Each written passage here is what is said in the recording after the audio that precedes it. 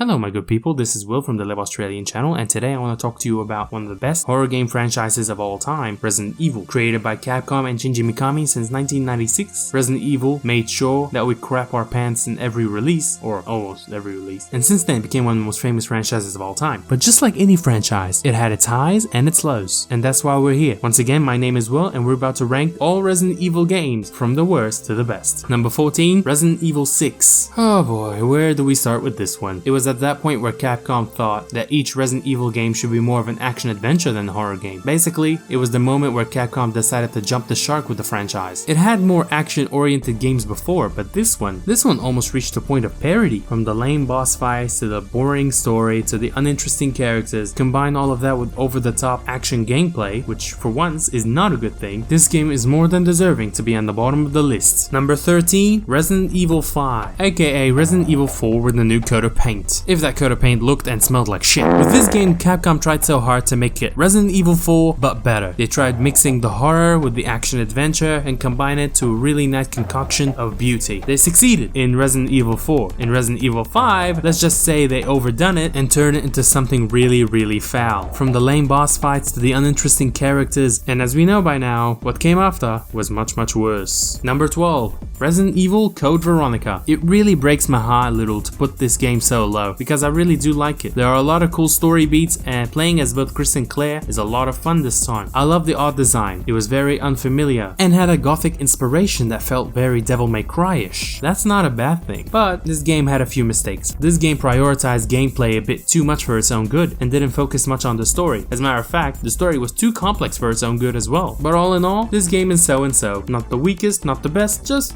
okay. Number 11, Resident Evil 0. This game is in a bit of an awkward position, as this game follows the format of the previous games of 1, 2, and 3 at a time where the old formats start to become a bit stagnant. But that doesn't mean that it wasn't fun, because it really was. It was a very solid Resident Evil game and had a nice mechanic called partner zapping, which allowed you to swap between two characters in a flash. Some mechanics hurt it a bit, but overall, it was a very strong title with solid gameplay and story. Number 10, Resident Evil Revelations. If you're one of the people who enjoy the more survival horror game Resident Evil rather than the action adventure ones, this is definitely the title for you. It had an interesting setting of being a haunted cruise ship rather than a haunted mansion. It was dark, it was mysterious, it was downright creepy for some fans. For Revelations, Capcom managed to return to a world of opulence contrasted with monstrous decay, and once again, it worked. Wandering through the labyrinth-like hallways, the creaking doors, the faint echoes of Mayday, the deformed mutations creeping within the shadows, lurking any corner. The tension was definitely palpable. It was so thick you could cut it with a knife. But the game unfortunately isn't perfect, as Capcom decided to be a bit too generous and give us cutaway missions that kind of ruined the pace of the game. But the overall experience was still extremely solid. Number 9, Resident Evil 3 Nemesis Original. I mean, the name of the antagonist is literally on the cover and the title of the game, so you better believe he's gonna be there almost all the time. Nemesis is going to run wild on you, brother. Resident Evil 3 were more or less the same as the previous two games, except it made a few little changes, like be able to turn 180, there was a few choice-based actions, and there was the inclusion of the aforementioned Nemesis. You play as Jill Valentine once again, as she makes her final stand to try to leave Raccoon City for good, but also introduce a new character, Carlos Oliveira, an Umbrella Corps mercenary who learns the error of his ways and to ace Jill all the way. Being very similar to the first two games, this is why Resident Evil 3 is considered the weakest of the three, as it wasn't as intuitive as the first two games. It is still absolutely recommended for all survival game fans everywhere. Number 8, Resident Evil 3 Nemesis, the remake. The remake of the third game, it may have the same plot, but it definitely did not have the same gameplay. No longer bound by the fixed camera angles, this game uses a third-person perspective to have you play as Jill Valentine and Carlos Oliveira once again, to take down the evil Nemesis. There's nothing outright bad about this game, everything about it was crisp, from the gameplay to the graphics to the story. Unfortunately, it falls a bit when it comes to the length of the story, as it may have been a bit too much on the short side, especially for a full retail price. The length of the story really hurt the game, and even though it's not a bad game, it's still the weakest of the three remakes, which gives it the same fate as the original. Number 7, Resident Evil Revelations 2. I was really worried when Capcom announced that it's going to have an episodic release. It was around the time where episodic releases were the thing, but it was also seriously becoming a fad. However, it was very surprising to say that Resident Evil Revelations 2 was a very strong title, even better than the first Revelations. There were a few shaky moments, but all in all, Revelations 2 turned out to be pretty well. At its peak, it's one game you definitely do not want to miss. It also had a great split-screen co-op system that demanded cooperation if you want to survive. If you don't cooperate, you and your partner are doomed to fail. Number 6. Resident Evil Original. Ah yes, where it all began. Resident Evil is credited with bringing the survival horror genre to the masses and ushering in a golden age of truly terrifying video games. Originally conceived as a remake of Capcom's horror-themed game Sweet Home, Shinji Mikami took gameplay design cues from Alone in the Dark and established a formula that has proven to be successful time and time again. Playing the game now, it might seem a bit dated and the premise is a bit simple, and let's not talk about Jill's sandwiches, but at the time it was unbelievably scary and unbelievably tense. Resident Evil required patience, and what made the game so good is the slow burn. It was punishing at times, so you have to always proceed with caution. Number 5. Resident Evil 2, the original. It's no surprise that Resident Evil 2 finds itself in the top 5 survival horror games of all time. Many people think that Resident Evil 2 is the best game in the franchise, and honestly I don't even blame them. Resident Evil 2 managed to take everything Resident Evil made and made it even better. It improved on the original in every conceivable way possible. The main thing worth noting is just how different the campaign was depending on who you select at the beginning. Claire and Leon take radically different routes to the end of the game, even meeting and interacting with completely different characters from one another and battling alternate bosses to boot. So it's like playing 2 games at the same time. You got 4 different campaigns to play through, each with its own revelation and plot twist to discover. If you dig survival horror, you owe it to yourself to seek out Resident Evil 2. Number 4. Resident Evil 1 Remake. The first game may be a pioneer when it comes to the survival horror genre, but it was released at a time where 3D gaming was still quite new. The PlayStation Classic, when played today, can be described as ugly and unappealing for those who haven't played it 20 years ago. Luckily for horror fans, Resident Evil Remake was born. Released on Nintendo's GameCube, it managed to be a technical marvel, and to this day, it's a feast for the eyes. Each corner of the mansion now looks absolutely phenomenal, and the enemies are genuinely grotesque. Using the GameCube's hardware, Capcom was able to add fantastic lighting effects, which drastically bolstered the game's ominous tone and improved upon the already phenomenal atmosphere. Having come out in 2002, 6 years after the first version, the remake has been re-released several times, including in 2015 for the PS4 and Xbox One. If you want to play the first Resident Evil game but don't exactly enjoy the original graphics, the remake is definitely the game you should boot. Number 3.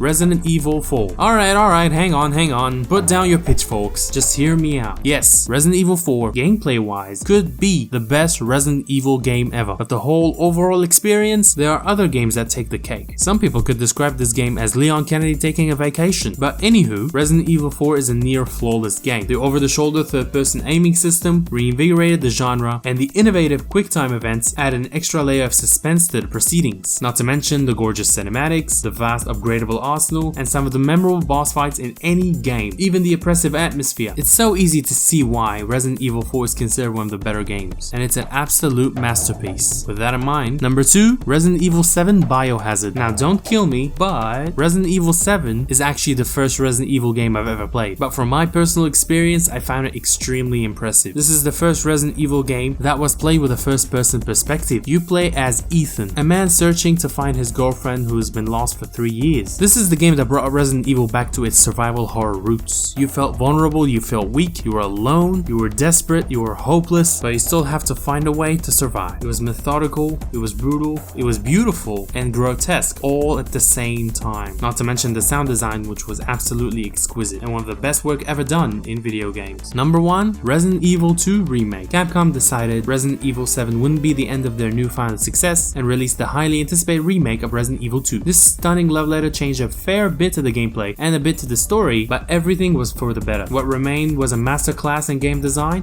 a high benchmark for visuals, and a zombie story that aged like fine wine for 20 years. Resident Evil 2 Remake is definitely the greatest Resident Evil game of all time. But what do you think? Do you have any other opinion? Please let me know in the comment section below, and don't forget to like, share, and subscribe. I've been Will, this has been the Lab Australian channel, and I'll see you soon.